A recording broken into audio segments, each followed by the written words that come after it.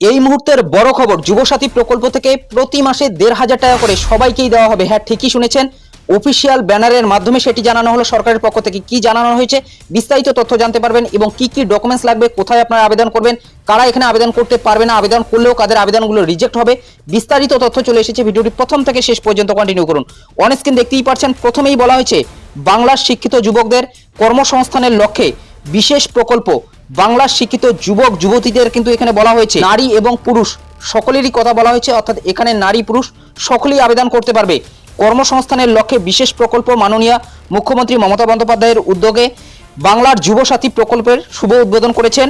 রাজ্যের মাধ্যমিক বা সমতুল্য পরীক্ষায় পাশ করা যেসব যুবক যুবতী এখনও চাকরি পাননি এবং কোনো স্কলারশিপ ব্যতীত কোনো সামাজিক নিরাপত্তামূলক প্রকল্পে অন্তর্ভুক্ত নন, 21 থেকে 40 বছর বয়স পর্যন্ত সেই সব যুবক যুবতীদের জন্য প্রতি মাসে ১৫০০ টাকা করে এই আর্থিক সাহায্য করা হবে।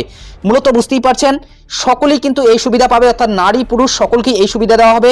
অর্থাৎ অনেকেই বলছিলেন শুধুমাত্র পুরুষদের জন্য এই প্রকল্পটি, শুধুমাত্র পুরুষদের জন্য কিন্তু না, এই প্রকল্পে মহিলারাও আবেদন করতে পারবে। অফিসিয়াল বিজ্ঞপ্তির মাধ্যমে অথবা অফিসিয়াল ব্যানারের মাধ্যমে কিন্তু এটি জানানো হলো, যেখানে 21 থেকে 40 বছর বয়সী যে কেউ আবেদন করতে পারবে যদি মাধ্যমিক পাস থাকে এবং তাকে বেকার থাকতে হবে। এবং এখানে স্পষ্ট বলা হয়েছে স্কলারশিপ ব্যতীত যদি কোনো ধরনের স্কলারশিপ পেয়ে থাকে সেক্ষেত্রে সেই ব্যক্তিও কিন্তু আবেদন করতে পারবে। ধরুন কোনো ছাত্রছাত্রী বর্তমানে কলেজ অথবা ইউনিভার্সিটি অথবা স্কুলে পড়ছে, সেক্ষেত্রেও সেই ছাত্রছাত্রী এই প্রকল্পের সুবিধা নিতে পারবে, অর্থাৎ এই প্রকল্প থেকে প্রতি মাসে ১৫০০ টাকা করে পাবে। দেখুন বলা হয়েছে এই সাহায্য সরাসরি ব্যাংকের অ্যাকাউন্টে পৌঁছে যাবে।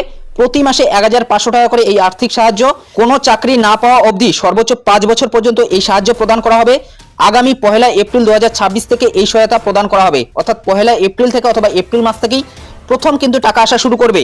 আগামী ১৫ই ফেব্রুয়ারি থেকে ২৬শে ফেব্রুয়ারি পর্যন্ত বিধানসভা ভিত্তিক ক্যাম্পে পূরণ করা দরখাস্ত গ্রহণ করা হবে। নমুনা আবেদনপত্র ক্যাম্পে ও দপ্তরের ওয়েবসাইটে, এখানে কিন্তু অফিসিয়াল ওয়েবসাইটের কথা উল্লেখ করা রয়েছে, ডাউনলোড করতে পারবেন।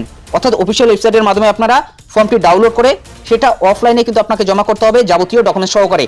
তো কি কি ডকুমেন্টস লাগবে সেই বিষয়ে কিন্তু এখন আমরা জেনে নিচ্ছি।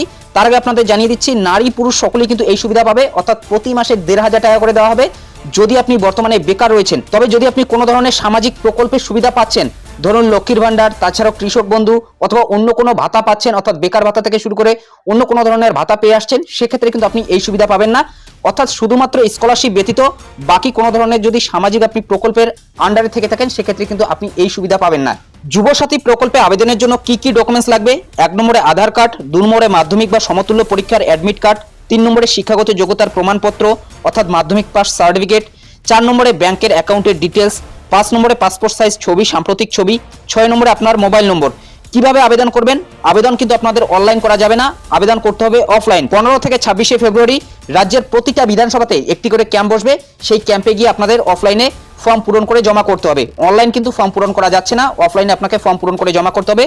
১৫ই ফেব্রুয়ারি থেকে ২৬শে ফেব্রুয়ারির মধ্যে সেই ক্যাম্পগুলো হবে প্রত্যেকটা বিধানসভা ভিত্তিক, অর্থাৎ ২৯৪টা বিধানসভা কেন্দ্রেই কিন্তু এই ক্যাম্পগুলো বসবে, সেখানে আপনাদের অফলাইনে ফর্ম পূরণ করে জমা করতে হবে। এবং এই ডকুমেন্টসগুলো কিন্তু আপনারা রেডি রাখবেন।